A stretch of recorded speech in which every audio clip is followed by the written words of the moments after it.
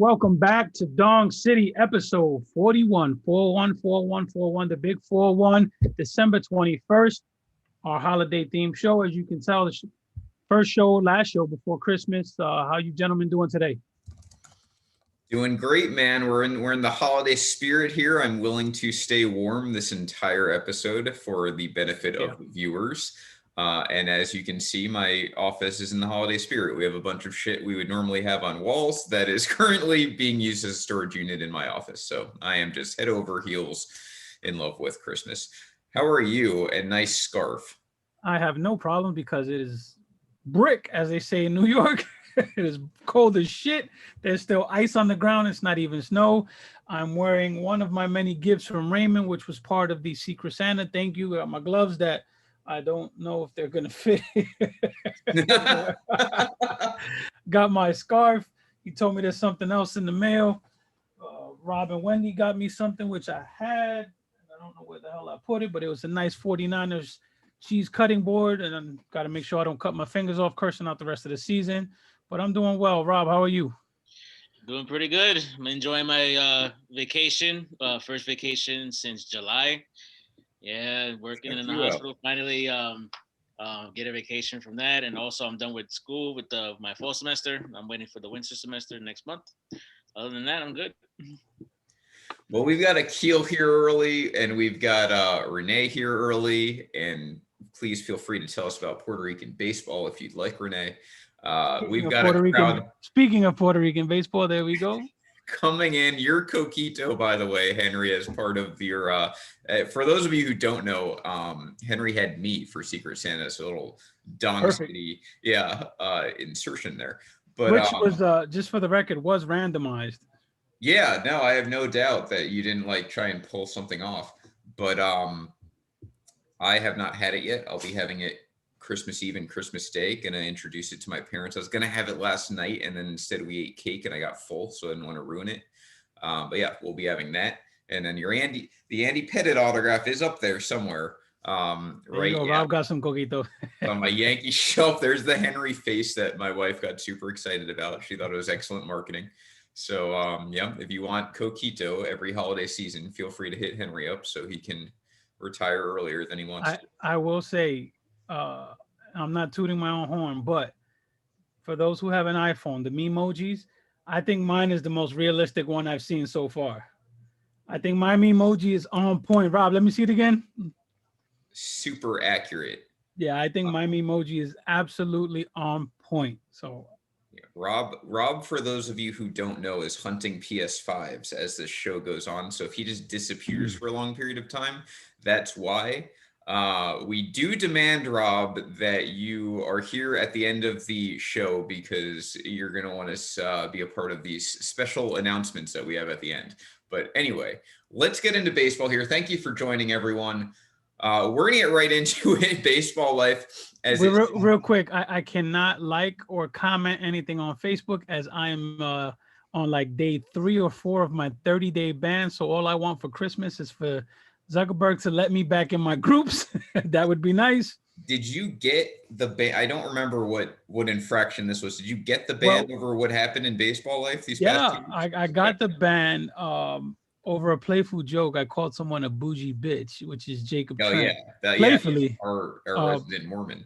Yeah, playfully, but apparently Facebook algorithms doesn't detect sarcasm or intent. Yeah, so Henry's in jail. My room's a mess. We're in baseball. Baseball life took a little. Rob's hunting PS5s. Yeah, Rob's hunting PS5s. We're a mess. This is our last show of 2020. It's also our last show of the first year of Dong City. So they reached the old Reggie Jackson. We'll be back in January, probably with some more announcements. But anyway, let's get into it. So the two controversial things of the past 2 weeks, the Indians will no longer be the Indians, I think, as of 2023. So they're going to have a nice courtship like the Washington football team to figure out what they're going to be named. I like the Spiders idea, Henry. I don't know if you've absolutely love the Spiders idea. Makes the most sense. Also like the Cleveland Midges. I know that's more tongue in cheek, but that was my suggestion. I really do like the Cleveland Midges or the Cleveland Jobbers, because they've ruined his career. That name is 1-0 in playoff series, so can't go wrong there. The other bit of news is that the Negro Leagues, their stats are going to count towards MLB. Now, Indian's name changed to me. I have zero. Like I couldn't care less. One way or another. If that is insulting to Native Americans, then great. Change the name. It really won't bother me that they're going away. And it's not like the baseball team's leaving. That type of stuff just doesn't bother me in general. The Negro League sets, I think, is cool. I was curious, and we talked about a little before the show as to how that's going to work, and you explained that only verified stats. Correct. Only stats that can actually be verified will count. When this was announced, I immediately got excited, and I thought to myself, Josh Gibson will get his due. He will be recognized as the new home run king. For those who don't know, Josh Gibson is estimated to have somewhere between 800 and 900 home runs. The problem with that is a lot of it is historical recount, players recount, but it's not officially documented anywhere. I think officially he's like at 250 something on the record books officially. Anyone who was alive at the time will tell you that Josh Gibson was a giant. But this is long overdue. Baseball got this right. Manfred got this right. I'm sure a lot of it is pandering because of the, kind of political climate 2020 has become. A lot of it is reconciliatory, but I'll take it. It's the right move. One thing that I have fallen in love with during this is there is a website which I will plug for free. It is called seamheads.com. They are gathering all the Negro League stats. It's like a one-stop shop. They have researchers, they have stat heads, and they're doing a really good job of tracking everything. So seamheads.com. Rob, if you get a chance, just drop that in the comment section for anyone who wants to see it. But seamheads.com, they're doing a really good job at chronicling the stats and putting them all like in a singular place for everyone to view. So if you have time, fellas, check it out. Yeah, so not much more to say. If you have differing opinions on these topics, I remind everyone that it's really not difficult to have a conversation without getting personal and then ending up kicked out of the group. So there's your the Indian one. It turned real ugly real fast. Those kind of posts bring out, those folks that appear once in a while and only for those controversial posts and usually live in the Midwest. A specific clientele of baseball life tends to come out. I'm in your camp. The Indian name didn't bother me, but I'm also not Native American. Right. I think the logo was more insulting. The mascot was more insulting. Getting rid of that, I think, was a bigger deal. Getting rid of the name, hey, I'm for it. If you want to right or wrong, do it. I'm with it. I like the Spiders idea. I wonder if they'll go the Cleveland baseball team route.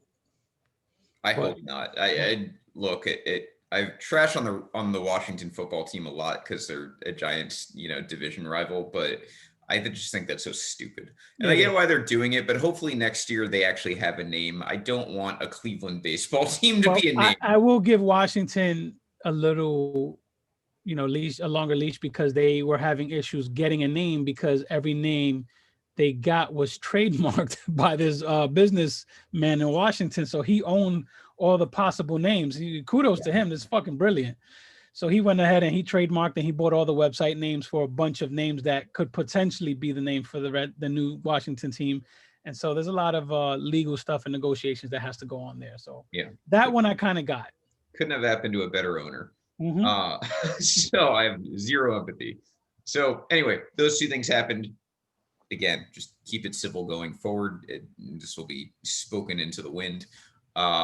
Let's get into other actual baseball news. Tommy Lasorda recently hospitalized, so he's not doing great. And speaking of not doing great, Tony La Russa got his punishment today for his DUI, which you want to run us through both of those stories, Henry. Real quick, Tommy Lasorda, you said he's not doing great. It's the opposite. He's doing better. He was in ICU for about a month. He is out of ICU and he's recovering. He's 93 years old. He had a heart attack in 2012, underwent a heart procedure in 2017. The Dodgers won the World Series and they almost killed the man. So, Dodgers fans, give the man a break, man. Let him rock. But hopefully 2020 does not take Tommy Lasorda. He is one of our last baseball giants around. So prayers to him and his family. And Tony La Russa, this motherfucker here. Talk about privilege. He got a 1 day kind of arrest, which will be served at home, and he has to pay a fine of $1,383. Don't ask me where that obscure number comes from. And he has to complete, counseling at Scottsdale, Arizona treatment facility. So That's like the most. I know it didn't come from Rob Manfred, but that's like the most Rob Manfred yeah, punishment ever. it wouldn't surprise me if it did come from him. He's like, hey, it does sort of live in, or does LaRusso, I guess, doesn't live in California, but basically they're saying, hey, quarantine for a day like you normally are. Well, that's the thing. It makes me laugh. It's like, oh, for being an alcoholic, we're gonna let you stay home all day and think about it. What the fuck you think he's gonna do? Oh man, wonder what LaRusso is gonna do when he's home bored all day. Yeah. So anyway, we'll see. It at the very least, Tony La Russa, it kind of reminds me of when Ozzie Guillen joined the Marlins. I just think he's going to provide entertainment the entire year, one way, intentional or not, one way or another. Yeah, I don't know if it'll be Ozzy-esque. I love Ozzy. Ozzy was a brand to himself, man. The baseball needs Ozzy right now. Oh yeah, I was a would big love Ozzy to see Ozzy as a coach, as a manager. Just put him on staff somewhere, man. I want to see that. Yeah, the director of the Speed Kills 2005 White Sox. That team was. Those are the types of teams I really love watching. So you want to bring Ozzy's brand back. I'm totally for it, even though he definitely bombed out. But I think he cursed his way out of the league. Read Joey's comment. Yeah, it's now storage for all of my wife's normal decorations. Yeah, until the Angels sign a starting pitcher, you just don't get the full banner. Speaking of which, I will go into when we talk about free agents and guys rumored to be traded. But yeah, I think they dropped the ball somewhere along the line here. Yeah, well, hey, let's get right into it. So here's my issue with the Angels. Okay. They went out and they got Raciel Iglesias from the Reds. I like that move. The Reds have 2 starting pitchers that they're dangling. Why not try to get a bigger deal? Yeah. Go grab a Sonny Gray and drop him in your rotation. It's perfect for the Angels. Who really, like, when you think about the Angels and the breakdown of that team, right? You have Justin Upton, his contract's up not too long from now. Albert Pujols' contract up not too long from now. They have 0 pitching, and not even 0 pitching. They don't even have pitching in their farm system. Is it really asking, like, just give up Joe Adell? It's so much easier to find an outfielder than it is to find a starting pitcher. Not to mention, Joe Madden just said that Joe Adell is going to spend time in the minors because he thinks he needs it. Right. And not that the Angels are in a World Series window, like, they don't have to make a shoot to kill move, but you have to get pitchers, and they need like 3 of them. Dude, I'm sitting there and you have the Reds, pushing 2 of their big pitchers, and I'm like, the Angels just fucking made a trade with you. Why didn't they ask for a pitcher? Yeah. A starting pitcher, rather. Right. So they have Iglesias. I agree with you. That's a good move, but I also agree. Like, you don't sign Trevor Bauer. I mean, it's just, I don't know what that organization's doing. I think Trevor Bauer to LA is a slam dunk at this point.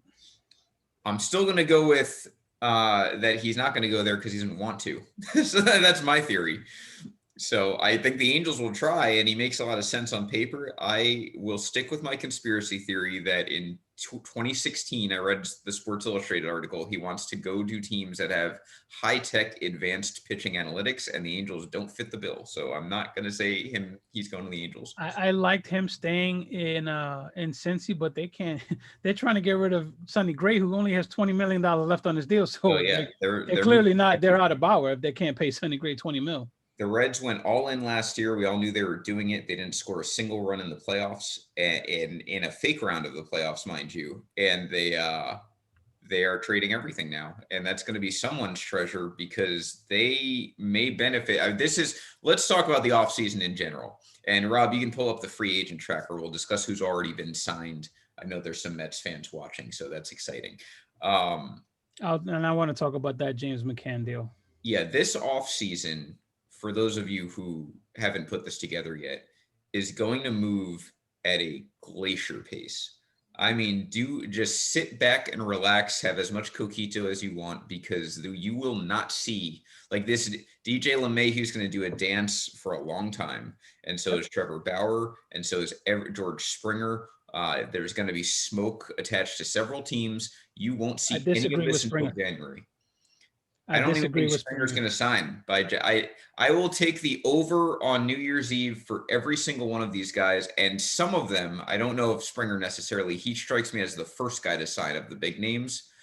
Some of them are going to go into March, and the reason for that is that this offseason is going to move at a glacier pace. Eventually, you're going to have trades come down the pike. I think it will be a busy trade time, but this season's not going to start on time, which we'll get into. So they are going to have a bigger off season, and this is just going to be a standoff for many months. Breaking news. Yes. Howie Kendrick just retired. No, I thought you were going to say George Springer signed and just have immediate egg on my face. But no. I do think George Springer will be wrapped and under Joey's Christmas tree for his birthday. I think George Springer goes this week. I don't, and it's not because I don't think the Mets can sign him. I think I actually did have them signing him, but I think they're going to be in a bluffing match for a while. Not just the Mets, every team and every free agent. This could very well be. I mentioned this in the admin chat earlier today. You remember that offseason in the NBA where LeBron was going to be a free agent the next year, and I think maybe their CBA was also expiring, and everyone signed 1-year deals. I think you're going to see everyone except Carmelo. Yes, of course. I think you're going to see that in baseball this year. Everyone's going to sign 1-year under market value deals because no ownership's going to spend. You can't prove collusion like under any circumstances. Yeah. And the CBA is expiring. So you're probably headed towards a strike. Why would anyone, unless they're getting top dollar, which they almost certainly won't, sign a long-term deal? Everyone's going to sign 1-year sweetheart deals. We're going to have a shortened season. And then 2022, 2023, whenever baseball comes back, that's when all those that free agency is going to be bananas after this offseason. But this offseason, glacier pace. I agree. I agree with all of that, except I think the Mets are smart enough to know we need a guy. He's the guy we need.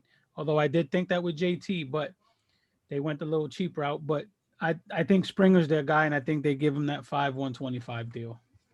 Well, I hope they do, because, like I said, I've got them as all second-tier guys. I think it was, and Rob, I don't know if you have noted this. I think I did say Springer to them. I said one, it was either Rio Muto or Springer to the Mets. Obviously, Rio Muto is not happening, but they'll get one of those top-tier guys. The rest will be second-tier guys, and that segues into this.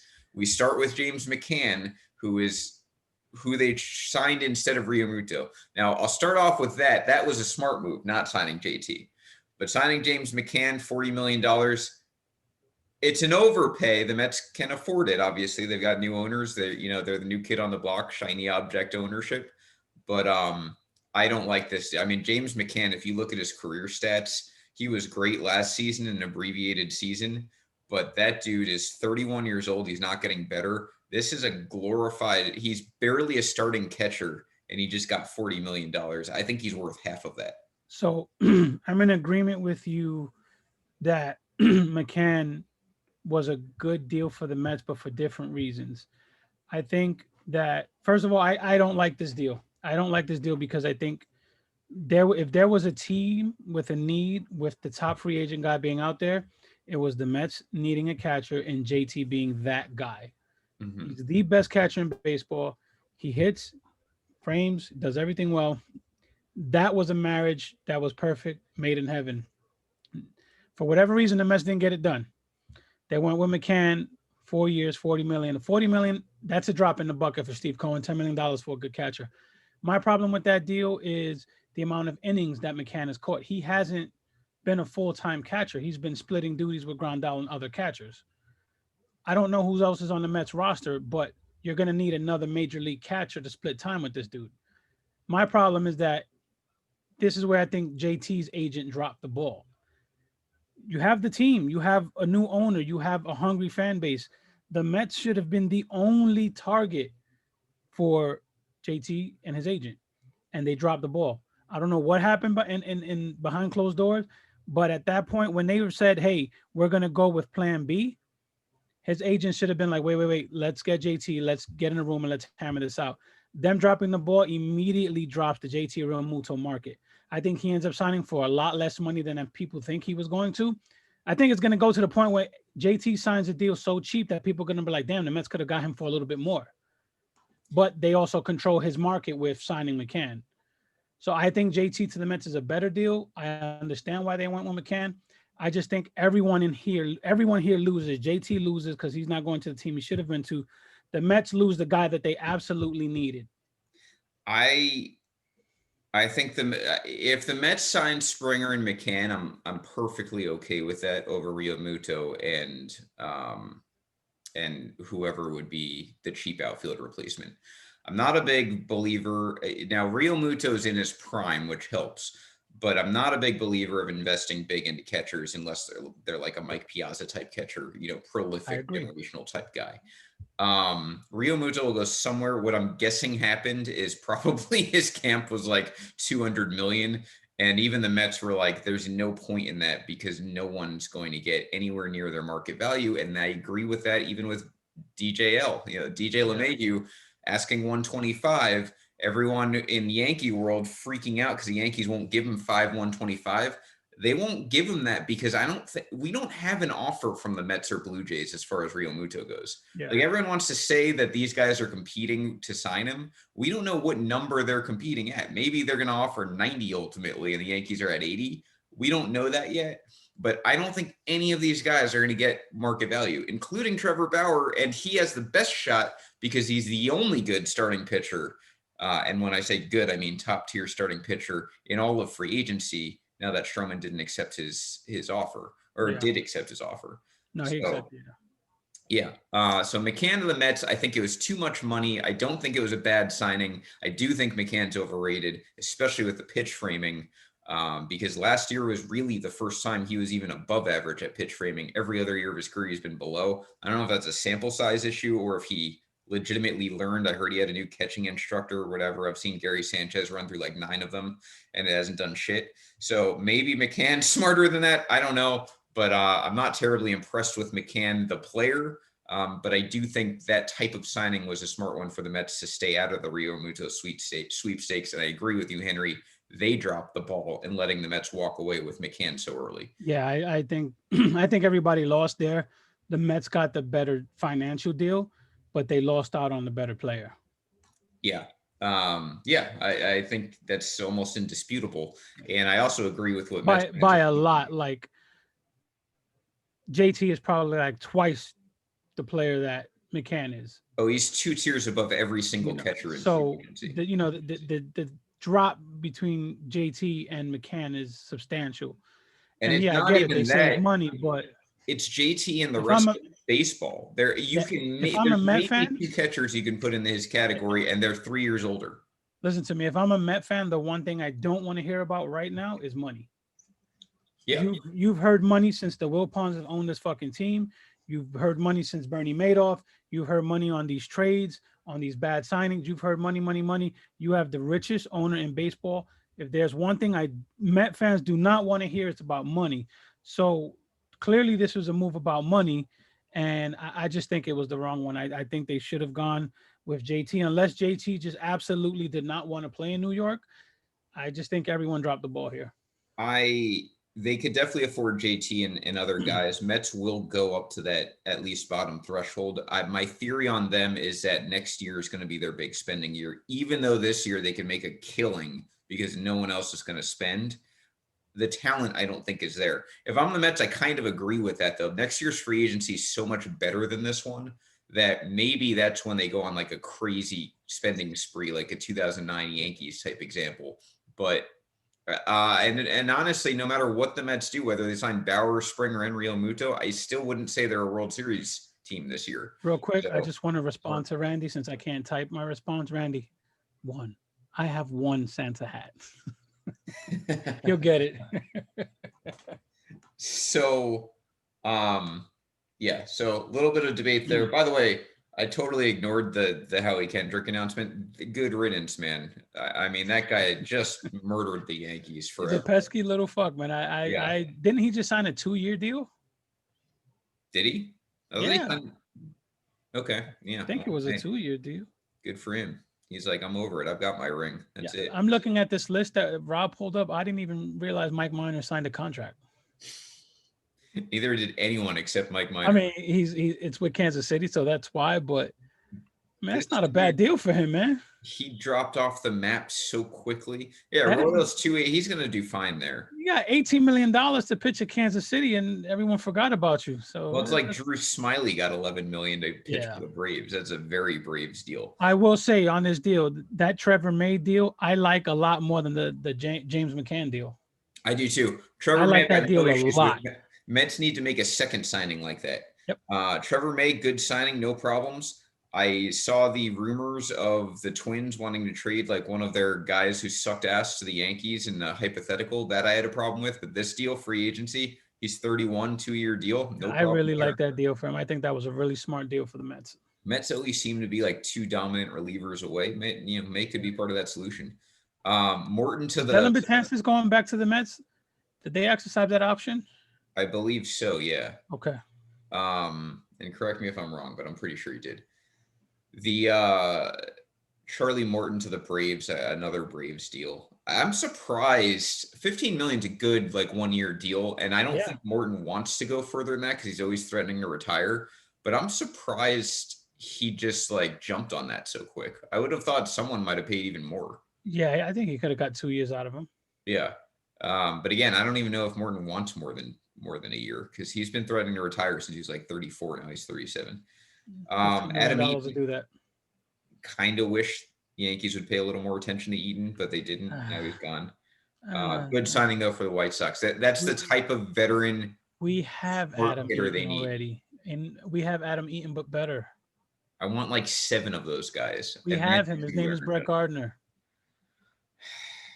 Not getting started. If Gardner signs for $8 million, I'm going to go through my own roof.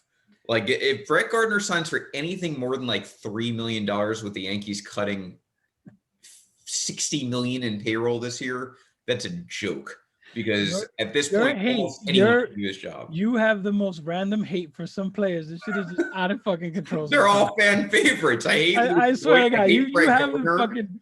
The guys you hate are just like out of left field all the fucking time. I can't. Every Yankee fan loves Luke Voigt. Vince, fucking Luke Voigt. Yeah, it's symbolic hatred because Luke Voigt's a very productive player, but he's part of the problem for me because he's an I agree with you on trading Luke Voigt, but that's a guy that it's hard to hate him. I'm sure I don't. Well, I do kind of hate him as a person. Like, here's the thing too. In the past year, I've become like somewhat of a workout nut in that I work out like 5 to 8 hours a week. And I'm still not like as bro-y as Luke Voigt. Like that stuff's controllable, but that dude just like, as I wear my snow hat on air, that From guy Florida is such a, I don't even like him as a, like I wouldn't want to be around Luke Voigt. You are bugging. I'd love to have drinks with Luke Voigt. No. By the way, no. I said we have Adam Eaton. His name is Brett Gardner. I was wrong. I'm sorry. Brett Gardner is fucking much better than Adam Eaton. Yeah, I'll probably get 12 million for no reason too. I just pulled up the last 3 year stats, and Brett Gardner is like a fucking 3.5 WAR more. Get out of here. Adam Eaton will. You want Adam Eaton? We have Brett Gardner. Get out of here. I would consider Eaton over Gardner. He's like 5 years younger too. Stop. And exactly. He's younger and less productive. Something Gardner doesn't do ever. Get out of here. Sucks. Your obscure hate is ridiculous. Gardner needs to go. Speaking of guys who I had no interest in, Robbie Ray was one of them. Good luck with the Blue Jays. Those types. Brian Cashman had a hard on for him forever. I don't want him. Yeah, of course he has. Brian Cashman's like that dude in a relationship who like intentionally dates damaged girls because he thinks he can fix them. That's him as a GM. Talking about fixing, I look at this list. Michael Wacha immediately stands out to me. Yeah, Michael Wacha, well, he went to the Rays, so we know he's going to have a great year. Yep. That's what they did. They basically got rid of Morton, brought in Wacha, and saved $12 million. Save $12 million. They'll probably get the same exact production. Yeah. They'll probably go out there and do some stupid shit like trade for Sonny Gray and plop him into the rotation. And, that'll be the trade no one saw coming. They brought Zunino back for $3 million so he could hit 30 home runs on $3 million. And Greg Holland, nothing to see there. David Dahl. There you go. The Mets could have signed Zunino to pair with McCann. Yeah. That's like the guys who signed for 3 million. I'm like no one else was one. Like David Dahl, another perfect example. 2.7. David Dahl, that's He's a hell of a 27 deal. years old. That's a steal. Again, a guy I would take over Gardner. That's a steal for Texas. I think he's going to hit well in that ballpark. I love that. That might be one of my favorite under the radar signings until Ryan Stanek signs with someone. And what's that? Can I add something? Yeah, sure. Let's not forget about that Mets and Rockies rumor that the Mets are trying to get we got the trade guy. we got the trade rumors coming up, Rob. We're trying to get through these free agency picks. Yeah, we'll get to that, I promise. Yeah, David Dahl, him and Ryan Stanek are like my two hard on, like nobody actually cares about these guys, but I want to see them. Like I would take both of them. And then the rest of these guys pretty irrelevant. So yeah, everyone, the rest of this list is ass. If you've heard of them, congratulations. Wellington Castillo. I mean, wasn't his star really bright just a couple of years ago? Now he's signing minor league deals. Yeah. Matt Duffy, same thing. Someone else signed a minor league deal, and I was kind of surprised. Sean Kazmar. I was like, Scott Kazmir still plays baseball? Yeah. I mean, none of these guys. I'll pass on the rest of this list. Dylan Cozens. I don't even want to see this on my screen. Rob, get rid of this shit. Yeah, I'm Facebook friends with Dylan Cozens, and that's all I've got on him. But yeah, so those are your free agents. Not much has happened. I wouldn't expect that to change much in the next few weeks. Now we've got a Springer bet going. Will he sign before New Year's? We'll see. I'm saying before Christmas. That's even ballsier. I still say in January. Let's get into these trade rumors. So there's a few guys. There's a trade market again. Generally, when free agency is quiet, I mean, people still have to move somewhere. We know Lindor is going to get traded, and I don't buy for a second they're going to let it go to opening day. I don't know. I think they would be stupid enough to wait until the trade deadline. Especially again this year that there will be no value. Here's the problem with Lindor. You see Lindor, you say trade Lindor, and immediately you say you got to give up a boatload to get Lindor, right? Mm-hmm. But with Lindor comes a $20 million price tag. So how much all these prospective trades that all these writers and insiders are throwing out, I look at them and I say, no, that's way too much value. I don't want to give up all that value and pay $20 million and he's a free agent. I don't want to do that. You have to know the market. And the market right now, we've seen Trevor Story, who makes significantly less in trade rumors, Francisco Lindor in trade rumors, Nolan Arenado in trade rumors, Chris Bryant in trade rumors, and they all have one thing in common. They're rentals, and they will cost money in a year. I don't know how to better translate this. It's against what I stand for, but teams are not going to spend a lot of money this winter. And there's nothing you can do to change that. So yeah, Henry, to your point, when Francisco Lindor comes with a $20 million price tag, you're not getting much for him in a trade, and you have to trade him because the difference between the Lindor and the Indians and maybe Chris Bryant and the Cubs is that there's no chance Lindor gets locked up by the Indians. There is theoretically a chance Bryant can stay with the Cubs long term, even though I don't think it'll happen. Hell no.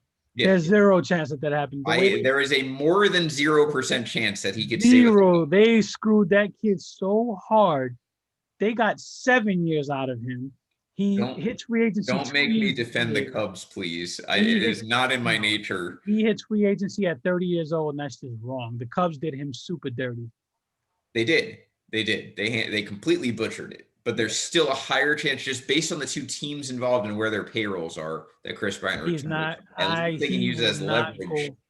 Indians can't use Lindor as leverage because everyone knows that they don't even want him this year, let alone next year. Exactly. So yeah, I agree with you. These, we go back to these two of your top 5 prospect rumors for a rental making $20 million, who's a shortstop, which sometimes that's useful, but when you've got 4 elite ones coming up next year in free agency, you're not getting a big deal, and they have to trade them. So Indians. There's one guy watching the Lindor market, sitting back drinking some coquito.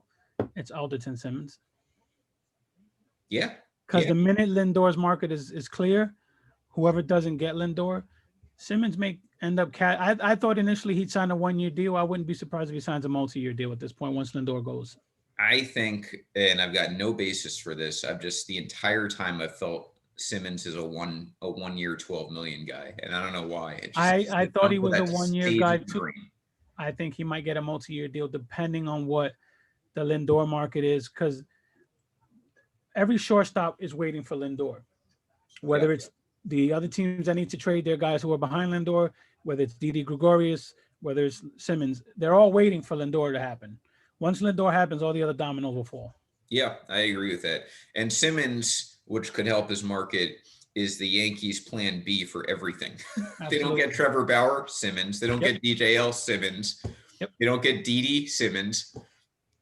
So it always helps to have a big boy in your corner, even when they're not spending. So that's Lindor. Trevor Story, I've only seen him linked to the Yankees. I don't particularly like any hypotheticals out there. I don't even know if he's on the market, honestly. He's probably not. I would assume he is on the market only because, again, he's one of the big 4 free agent shortstops next year. Yeah, but the Rockies to me are like, you have to give us this deal or we're just going to do something stupid, because that's kind of how they are. Yeah, so, I mean, it's hard. I can't see them keeping Story. Yeah. But Story splits, just like most Rocky players, are not pretty. It'd be smart to trade him, no doubt about that. But I like Story because when he first came up, he was an absolute hack with the glove.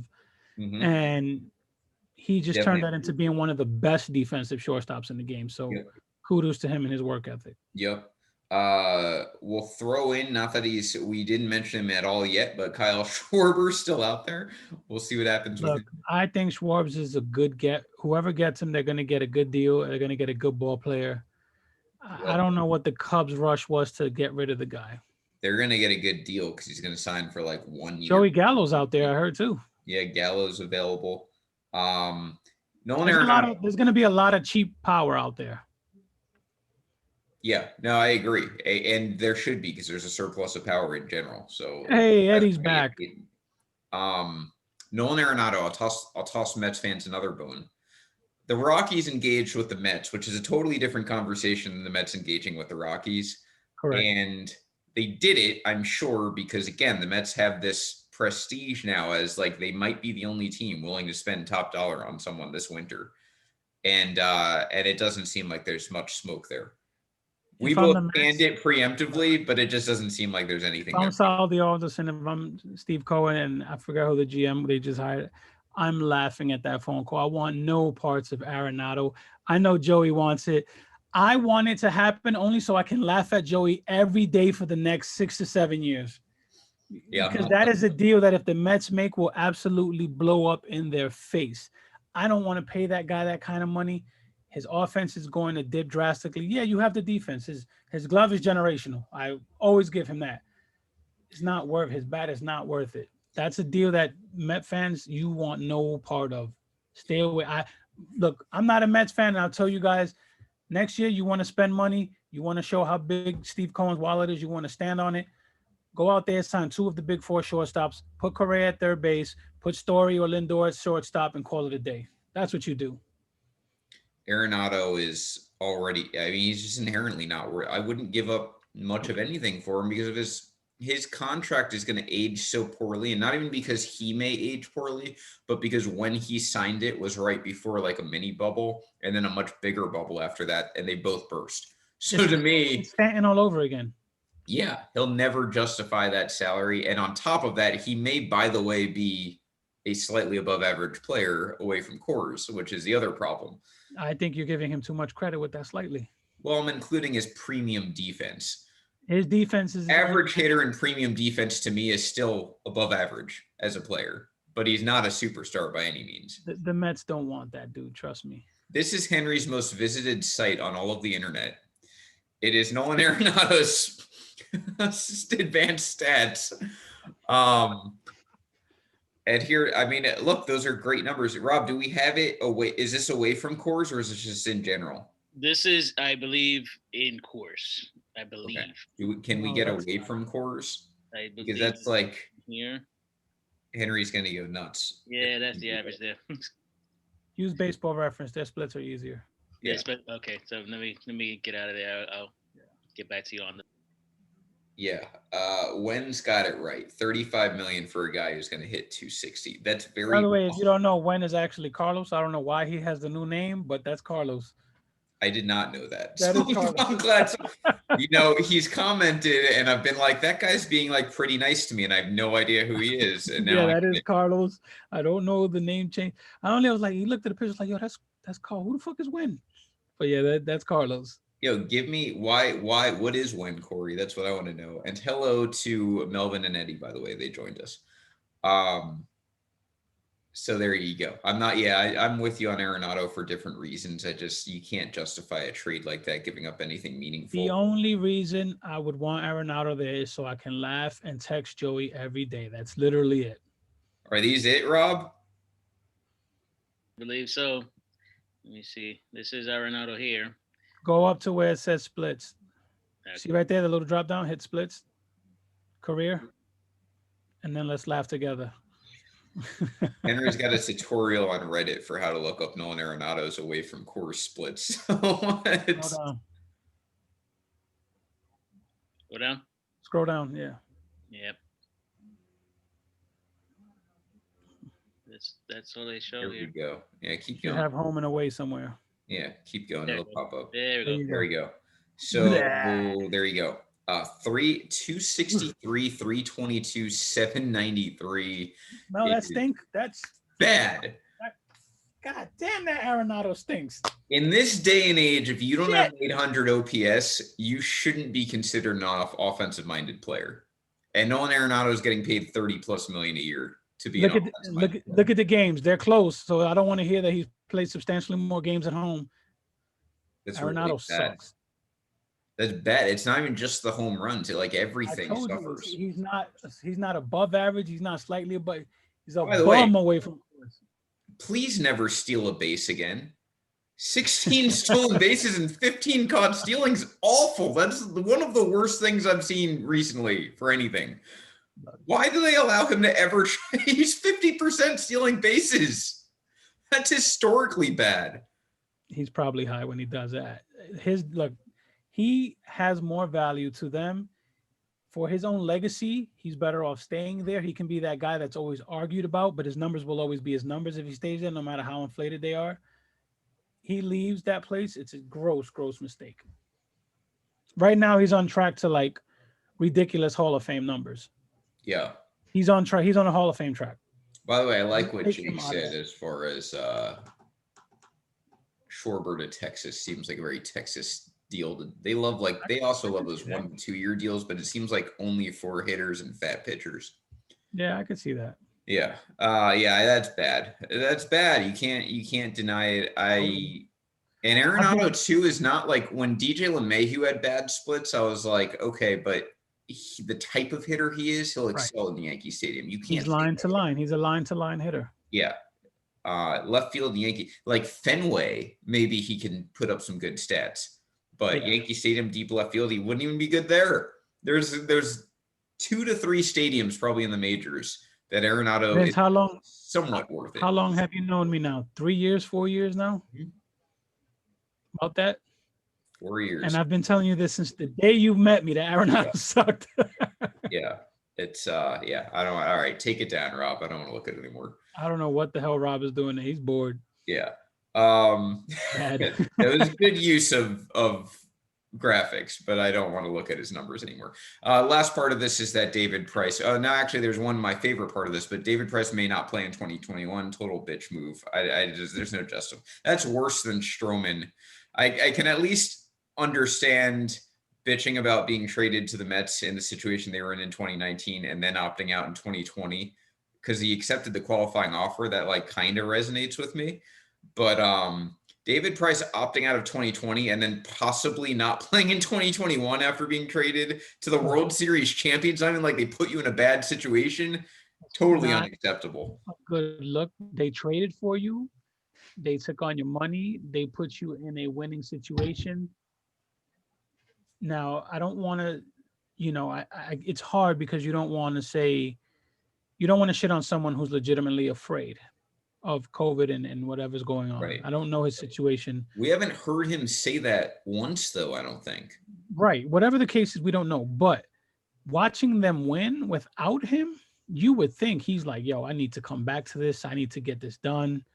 And again, he hasn't said he's out. Dave Roberts, was quoted saying, I don't know. We don't know if he's going to pitch. So that raises an eyebrow. As a Yankee fan, I've always called David Price a bitch for other reasons. Yeah. Derek Jeter owns him. But it's not a good look, man, especially with the Dodgers coming off of a chip. Yeah. It's a bad look. Yeah. I agree. Now, Michelle But they do save a shitload of money. Yeah. Michelle did say that Price has denied this and says that he will play. Okay. So we'll see. Good. We'll see.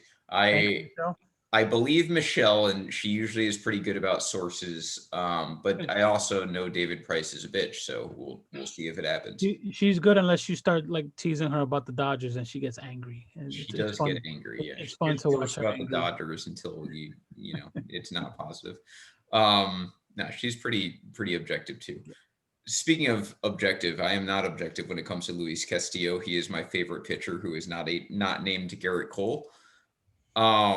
He was mentioned in trade rumors. The Reds are even going as far. I mean, this dude's not a free agent until 2023. So you're talking maybe 2024. He's got at least 2 years left. He's not a rental. He is the biggest get, 28 years old. If I am, again, a team like the Yankees, even a team like the Mets, a team like the Angels, certainly, if you can't buy him, at least trade for one. All of these guys should be in on Luis Castillo. He should be the plan B to Trevor Bauer. And the Reds could really actually make a pretty good killing on him because that guy's got tremendous trade value in my mind. There's two guys in baseball, two young guys that if I'm the Yankees, I would open up the cupboard and say, pick one. Mm-hmm. And it's Luis Castillo and the other one is Jack Flaherty. And I didn't think that there was a chance at either one. Hearing Castillo's name in trade talks is amazing to me. Unless they're expecting some ridiculous haul for him, it doesn't make any sense. He's the kind of guy. Yeah, he's the kind of guy you want to keep.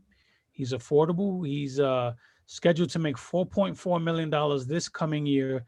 And then you have 2 more RBs after that. That's a guy you keep. Yeah, I don't get it, man. And this is not a situation where like a team, it's not an Arenado situation where a team contacted the Reds. Like the Reds allegedly have put it out there that Lindor can be had for the right price. We imagine the right price is very high. This is again, like, I know Votto's there, but you want to put Luke Voit in a deal. You want to put Schmidt or Garcia in a deal. You want to put, how we talk shit on the table for Castillo. You know how we talk shit about all these shitty owners? Yeah. There's an example of what's going on in Cincinnati. With that collection of talent, there's no reason they should be selling guys like Castillo. None. Mm-hmm. And I want to take Aaron to task here. This is the first time he's tuning into the show in a year. And he's one of our most active members. Where the fuck have you been? Insulting. I'm rooting against the Raiders from now on. That's why the White Sox suck. He's a White Sox Raiders fan, right? He is a White Sox Raiders fan. He's black and silver all the way. 2 uniforms I love, but now I'm rooting against both because Aaron's ignored us for an entire year. That's upsetting. Anyway, welcome. You can try and make it up to us going forward. So there's your watch every other show. These Cubs fans, even worse. He's on the wrong side of Chicago. He's on the wrong man. White Sox quickly making their way into my Cubs doghouse if we keep running into situations like this. That is the Chicago team. I like you guys. You have to. I take it back, Ricky. I take it back. We like the White Sox better than the Cubs. Yeah. So those are your trade rumors. Now, 2021, what we know is that the season is not going to start on time. We also know it's not going to be a full season. We do not know when that is. If I had to take a guess, it's obviously you're not starting opening day. You're probably looking at June is my guess. I don't think it'll be as short as last year. I don't think it'll be as packed scheduling wise as last year. But I'm guessing they may have some sort of bubble depending on, like, I don't think it'll be one bubble, but they may have like regional bubbles. And you're probably looking at like around a June timeframe. Now, cut out 40 to 50 games. When I saw the article, the first thing I thought was, God, I hate these fucking owners. Yeah. It's the first thing that comes to mind because we have these discussions and debates in the groups all the times. The guys that want to kill Scott Boras, but want to throw roses at these owners and claim that they're doing nothing.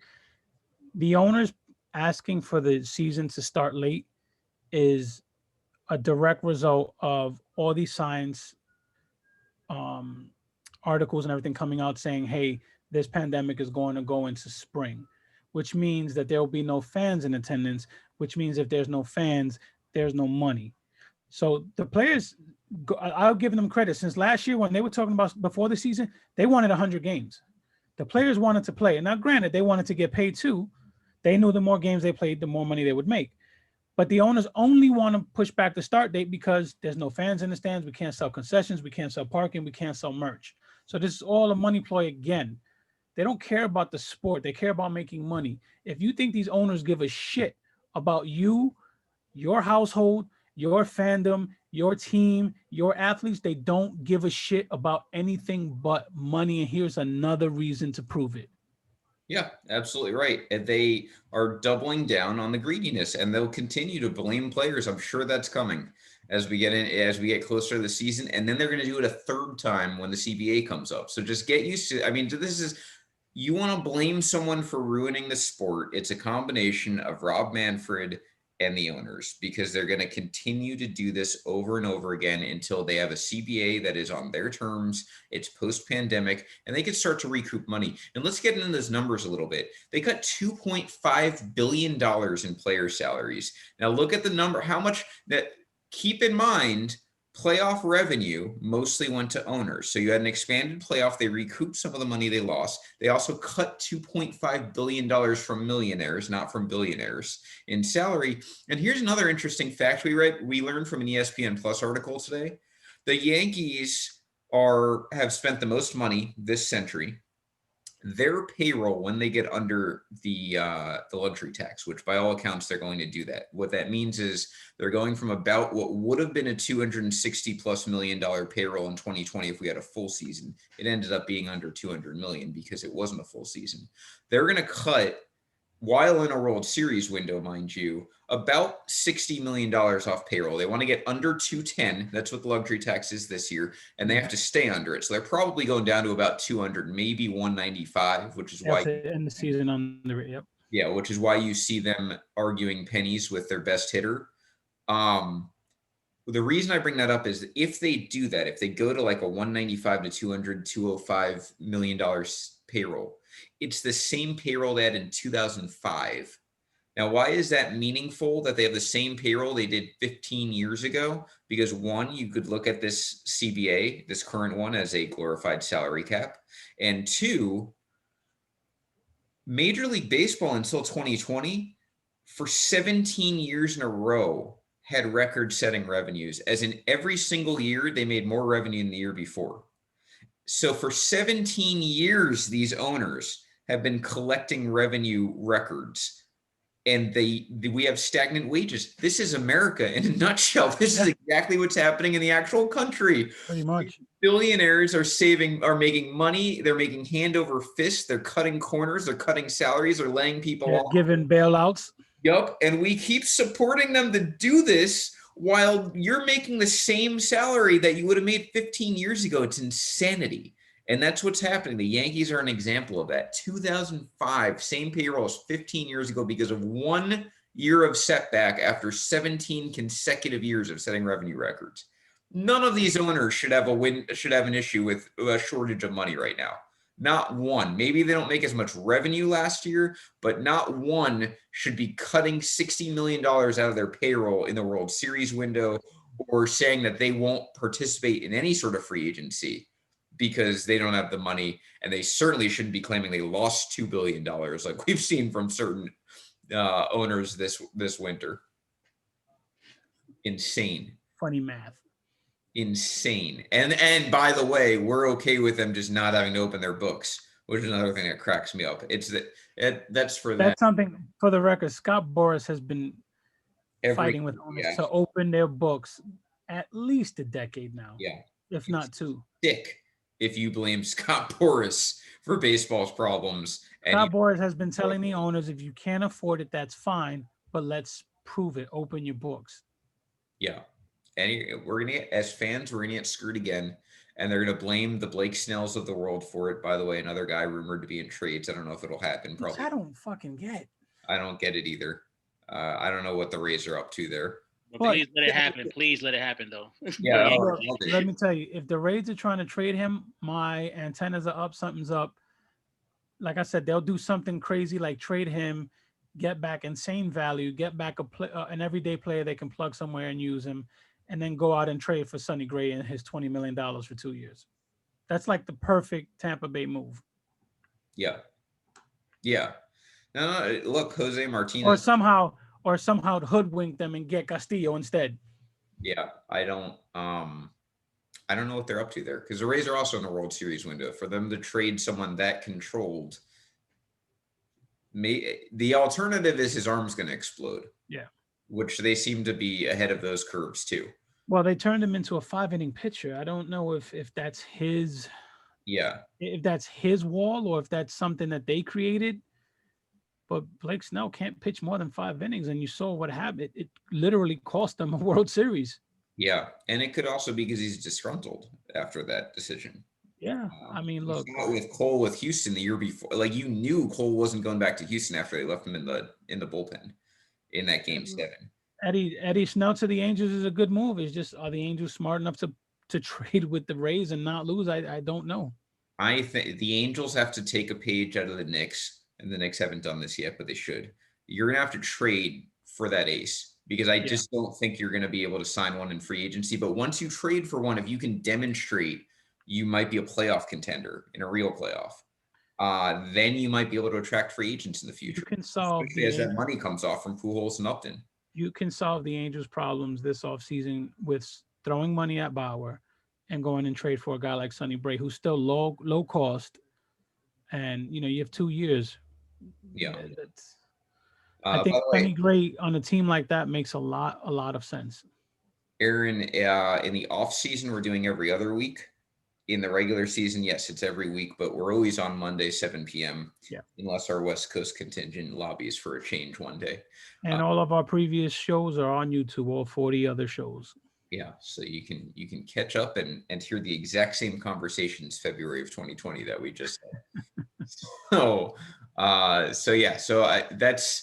that's kind of where that's at. There's one tidbit I want to share that was also in that ESPN article, and then we can get into our holiday surprises to wrap up the show. It fits into the boon-headed portion of our show. As you guys who do watch the show often know, we like to point out a boon-headed decision. What a boon-headed decision is born from Aaron Boone, just a bad managerial decision or decision in general, or something stupid someone says. It's usually Aaron Boone. Sometimes we have guest appearances. Yeah. This week, it's about Aaron Boone again, which is great. So from that ESPN, what I find so funny about this, that ESPN Plus article is mainly about payrolls. And then it had just a random segment about Garrett Cole and Aaron Boone. And I'll read it. Yankees manager Aaron Boone greatly enjoyed his first year sharing a dugout with Garrett Cole. Makes sense. And how much Cole was invested in games on the days he wasn't pitching, which great for Cole. Early in the 60-game season, the Yankees played the Phillies in a doubleheader on August 5th. I remember this game, Henry, specifically this doubleheader. Yankees split with the Phillies that weekend, and the Phillies were like a complete disaster. Like they had no bullpen. They were playing like shit. That was the weekend we decided to get the burner account. Yes. That was the series that we decided to get the Twitter. At that point, we had both had it so up to here with Aaron Boone and his terrible decision-making. It's so funny that they quote this. So on that doubleheader, knowing they had another twin bill scheduled for August 8th, because if you remember, there were a ton of doubleheaders last year, Boone rested Aaron Judge and DJ LeMahieu on August 6th. During the course of that game, Boone used Judge as a pinch hitter with a runner at second and 2 outs in the 8th inning, and LeMahieu as a pinch hitter in the 9th. So he's giving these guys rest and then using them anyway. And Mo, by the way, he's benching at the time what was their 2 best hitters in the same game, which never makes any sense. And these are 7-inning games as virtue of the rule last year. Cole, locked into the game, asked Boone afterward, why'd you use them in that order? It wasn't a response? rhetorical question. Cole wanted to know the thought process behind the decision, and as it turned out, the question he asked was precisely what Boone had been asking himself after the Yankees' 5-4 loss. It was a moment that revealed to Boone how deeply Cole thinks about the game, which in my mind is burying the lead entirely. It's a Absolutely. moment where you question why he is a manager when a starting pitcher on his non-off day is smarter than he is. So yeah, like you said, they bury the lead. They that portion of it is to show you how invested Garrett Cole is in the game. And when I read it, I immediately said it shows you how much of a fucking idiot Aaron Boone is. That his own pitcher, not trying to say this guy's a fucking idiot, is telling him, "You're a fucking idiot. Why did you make this move?"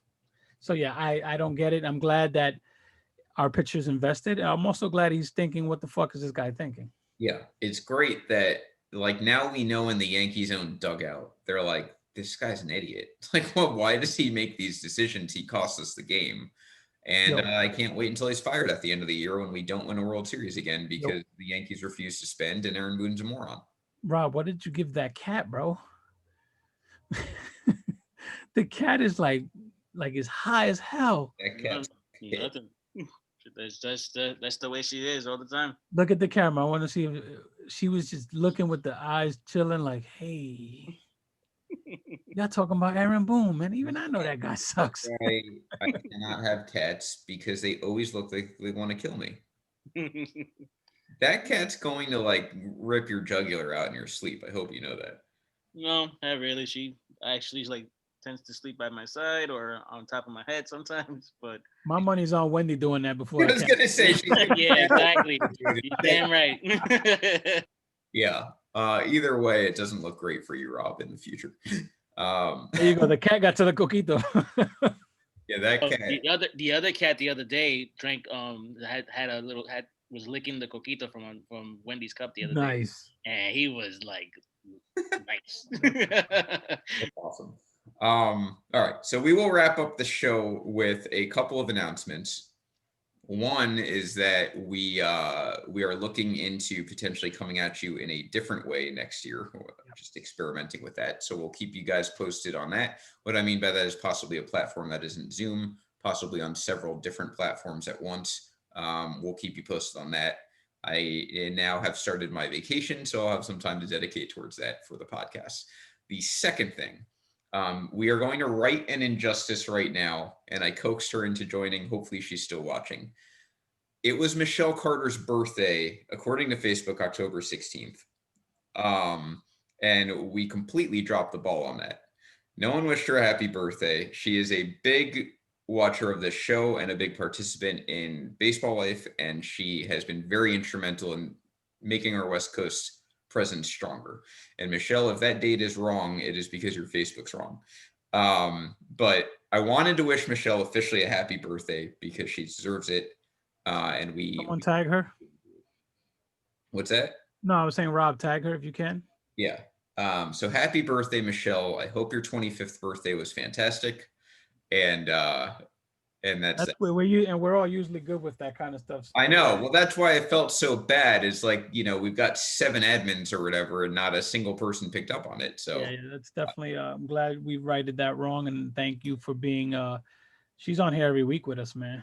Yeah, big viewer, and I think she was at like the World Series or she's very active in the group. Yeah. So anyway, started one of the threads. She was definitely so. I'm glad she's on our team. Yes. Now, here's our last surprise, really wrapping up the holiday season here. As you guys know, Rob Martinez joined us. It looks like in April, I think, unless that's your cat's name. When did you actually join us, Rob? Around that time, around April, okay. Yeah. So Rob's been with us since April. He is the backbone of the show. He helps everything run. He gives us visuals, all things we didn't have. If you watch our very early shows, it was just Henry and I talking. We didn't get to do nearly the cool things we did, especially when we started introducing highlights during the regular season. He also is going to school and working and has a lot on his plate, including trying to get a PlayStation 5 right now. And while, Rob, we don't have a PlayStation 5 for you, I did risk COVID to go to Universal over this past weekend. And along with Melanie's blessing and Henry's blessing, we have some surprises for you that we'd like to give you as a thank you for being our producer. One of which is this Wolverine action figure, Nice. stuffed animal. Yep. Sweet. So I coaxed Rob into giving me his top 5 superheroes in pop culture life with the intention of going out and buying him some swag, which was surprisingly hard because Universal is Marvel and you happen to like mostly things that aren't Marvel. Yeah, DC. Except for Deadpool. So we have a Deadpool hat for you. Oh, that's an X-Men hat, but your way. My favorite of all, we have a Deadpool shirt to match. So, that matches my tat. My tat, right? There you go. Yeah. There So we go. Perfect. We wanted to send you some things. You're welcome. I will mail that out tomorrow. As I said, I'm on PTO, so I can actually go do things like go to the post office. But anyway, thank you for being with us for this year. Absolutely. We have many more years together. We wish you the best in school and other things that take away from you being on this podcast. And you can expect those things in the mail. Thank you. Really quick, Ricky just mentioned that November 26th was his 50th. I can't believe we've dropped that too. Ricky does not look 50. I don't even believe Ricky has birthdays, so I'm Ricky does not look 50 years old. He is in our football life fantasy football playoff right now, but I would have never guessed Ricky was 50 years old. Yeah, there's no chance. Anyway, if you are telling the truth, Ricky, happy birthday to you. By the way, I'm 100% blaming Matt Bushnell for not knowing your birthday because he's a White Sox fan. So that's completely on Matt. We take no responsibility whatsoever. I'm taking the L on Michelle. I am not taking the L on you. That is completely the Audible's problem. They should have been on it and they weren't. So that's on them. Feel free to yell at them and I will join you. Speaking of the Audible, that is your show tomorrow. They're also on Friday. And I don't know if that's cut into our viewership or not, but I'm kind of mad about that, but they do a great job. So you still want to watch their shows. Football season is among us. We are in the witching hour of the regular season.